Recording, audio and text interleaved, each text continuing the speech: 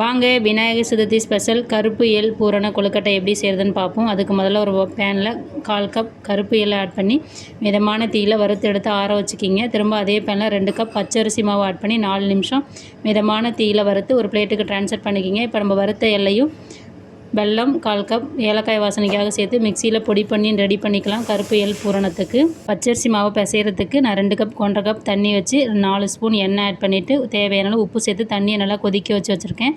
கொதிக்கிற தண்ணியை ஊற்றி நீங்கள் மாவு பசைங்கன்னா உங்கள் மாவு நல்லா சாஃப்டாக பூ போல் இருக்குங்க. இப்போ சின்ன சின்ன பால்ஸாக எடுத்து உருட்டிட்டு பிளாஸ்டிக் பேப்பர் அடியில் வச்சுட்டு சப்பாத்தி திரட்டுற கட்டையில் இந்த மாதிரி சப்பாத்தி திரட்டிட்டு நான் இன்றைக்கி இந்த அச்சு யூஸ் பண்ணுற ரவுண்டில் இருக்கிற அச்சு உங்கள்கிட்ட எந்த அச்சு கிடைக்குதோ அந்த அச்சில் யூஸ் பண்ணிவிட்டு பூரணம் உள்ள வச்சு இந்த மாதிரி மூடி எடுத்துருங்க. 1 by 1 நம்ம கூம்பு ஒடியில் இருக்கிற அச்சு எடுத்துருக்காங்க.